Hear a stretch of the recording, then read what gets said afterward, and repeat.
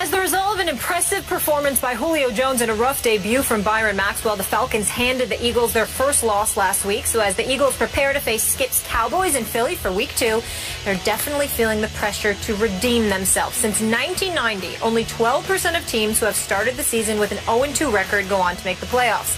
And even if Philadelphia does win this week, only 41% of teams who have started off 1-1 have reached the postseason under the current playoff format. We asked you guys at home to weigh in on this one. Who would win Sunday? The results are in, and according to you, fly, Eagles, fly. 65%, Cowboys, 34%. I'm taking the Cowboys, Skip, 28-24. I don't know if you like that or not. That's what I'm going with. Uh-oh, now I'm in big trouble. Why? Jinx. I'm good. I don't like either of you right now. I'm good luck. This game, a must-win for the Eagles. Stephen A., be nice. Well, I think it's a must-win for the Eagles. I mean, obviously, you don't want to say that. It sounds, you know, like you're engaging, well, like I'm engaging in hyperbole when I say such a thing, because it's only week 2 of the NFL season. But I think that, but that's what you said. Right? If you would let me finish, well, that's where I was going. I was getting ready to say, but that's what I'm saying. Well, so why you got to finish my sentence for me? I was saying that's what people were trying to say, sort of but I was getting ready to do it myself. You understand? Give a brother I need to hold your feet to the fire. Well, that's what I'm trying to do. You even let me finish my thought. What's up with that? What's up with that? Listen. You can't make excuses. You usually let me finish the thought, and you sat there and I heard waffles. I smelled waffles. Well, listen, I did. Well, maybe it's because I ate it about an hour and a half ago. I did eat a waffle, all right? So, whatever. So here's the deal.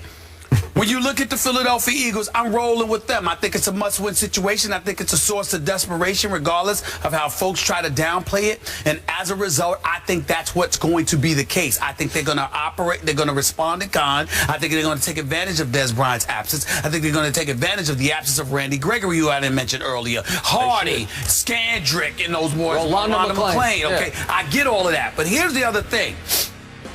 When you look at the Eagles and their running attack, now, Chip Kelly is fond of saying when you dip and dunk it to a running back to him, that's like a running play. That's something that Andy Reid used to say, which used to drive us in Philadelphia crazy. Like a long handoff. For those who don't know, I wrote for the Philadelphia Inquirer for 17 years. I was a columnist for my last 7 years there from 03 to 2010. The point that I'm trying to make to you is that when you look at the Eagles and what Chip Kelly says, that is a point. And then I'm looking at two guards who essentially just, the two new starters. You got Barbary, you got Gardner. Now, Barbary, his is supposed to be, everything with him is supposed to be about his strength. Yeah. Read the articles in Philadelphia all week long. They're talking about how he got pushed around by Atlanta. Gardner, you expect some production from both of them. Talk about inside zone as opposed to outside zone. When you're running with an inside zone scheme, essentially it puts bigger boys up against smaller guys, which enables your running game to be more successful. The Eagles were doing that in the second half against Atlanta, to some degree in the first half against Atlanta. That wasn't the case. They know their bread and butter is inside zone running. So they got to figure that out. Against Dallas, they're going to have to do that. I believe they will. I believe DeMarco Murray will have a big game, and that's one of the reasons they'll win. I want you to say must win because I did say that. I know. I need you to say it because I think there's much truth in what you're saying. I want the Eagles to feel must win pressure. I want it to reveal itself in nervy, sort of timid play, like tentative play instead of desperate play. Okay. If they come out and play desperate and just say, we have got to take it to them right away, and they play with confident desperation, I'm in big trouble because I don't have a lot of my horses on both sides of the ball, starting with Des Bryant, obviously.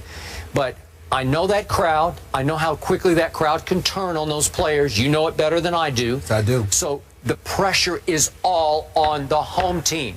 While it's a must-win for the home team, quote unquote, it's a can-lose for the visiting team. The Dallas Cowboys can lose this. They know now. They did what they had to do. They pulled out a near miracle against your New York Football Giants. And because of that, they lead the division at 1-0. They're going to Philadelphia, so everybody says you should lose that game. And if they do, it certainly is not the end of the world. They have Atlanta coming to Dallas. I think they can win at Jerry World against Atlanta. And if they could just go 2-2 through the first 4 games, they'd be afloat when you start to get these studs back, and then you could make your stretch run. So this is a can lose as opposed to a must win.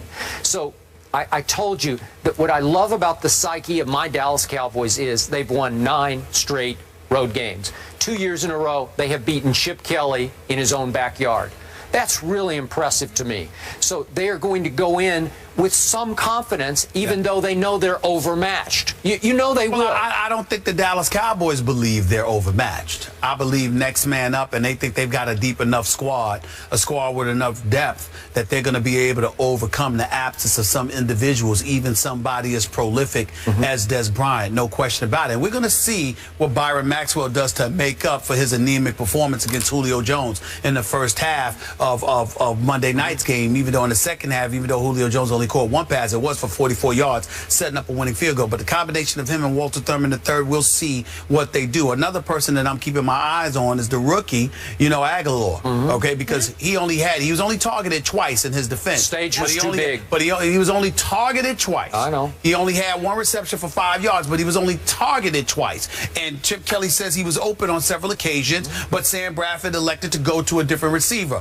You got to utilize that deep threat with this kid, okay? You can't have this kid out there playing more snaps than anybody outside of Jordan Matthews, and yet somehow, some way, he's only getting targeted 2 times. You're going to have to use him, if for no other reason, as a decoy. That's what I used to love about Deshaun Jackson on the Philadelphia Eagles. Whether you threw the ball to him or not, the fact that he was flying downfield, you had everybody worried about him and his speed, and because of that, you were able to space the field. Okay, that's what Chip Kelly has. That's how Chip Kelly has to utilize this rookie Nelson Aguilar, and he better do it. Okay, and to your point about how short passes are like long handoffs. Yes, that's what Chip Kelly says, not me. I know. Well, that's what I love about my Cowboys, array of weapons, because Tony Romo is underrated as a little flip passer, as a little pop passer.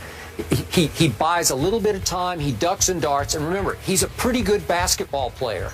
And you see it because he threw the equivalent of a no-look pass in one of those last drives to Joseph Randle, just a little sideways. Why do you classify him as a good basketball player? Because you saw him warming up at Duke's Cameron Indoor Stadium? No, because why is he a good basketball player? They all talk about it. Because in off-season pickup games with the other players, they say he can really play. Well, he can really handle, and he can really shoot. I'm not going to knock Tony Romo for that because I have no clue whatsoever, but I will say this. A lot of that is contingent on who you're playing against. Well, if you're playing against scrubs, of course you'll look good. Yeah, but what I'm telling you is... I'm saying that as basketball players. I'm saying those players as basketball players. He can throw to a lot of those backs now. Okay, what I'm saying is he buys time in the pocket about as well as anybody. You know, just a little quickness, just a little athletic moves, and then a little no-look to Joseph Randle and hit him right in stride for like 20 yards in one of those long drives. I mean, he's not quite Aaron Rodgers, but I do get your point.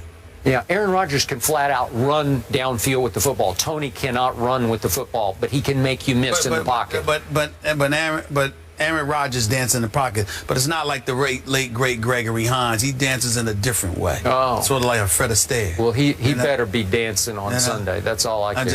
I'm just saying. I like that. Okay. Just dancing around, having fun. Yeah, he better be Fred Astaire on Sunday. Cowboys, Eagles, it's going to be fun. At the link, we got another fun one. Great Rexpectations. Rex Ryan and the Bills face off against the defending champs after a full week of talking. Why am I getting side-eye from you, Rexpectations, that's not bad. Did you write that? No. Who has the psychological edge? We discuss next. That would be either D or Brian. I'm going to say D. I don't think Brian's got that kind of rhythm. Oh, okay.